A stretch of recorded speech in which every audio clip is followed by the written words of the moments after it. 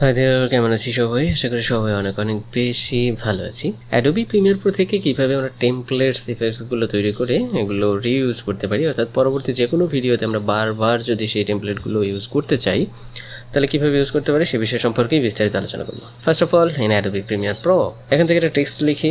Text suppose এখানে লিখে দিলাম প্রিমিয়ার নাদিম। ওকে, সাপোজ এটাকে একটা মোশন অ্যাড করি, স্কেল পজিশনে এখানে,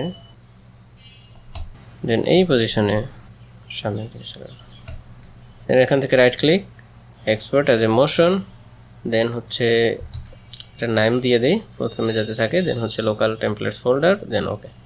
এখান থেকে ইসেনশিয়াল গ্রাফিক্স, দেন হচ্ছে ব্রাউজ, আমরা যদি দেখি ABB এটাকে আমরা এখান থেকে ড্রাগ অ্যান্ড ড্রপ করি।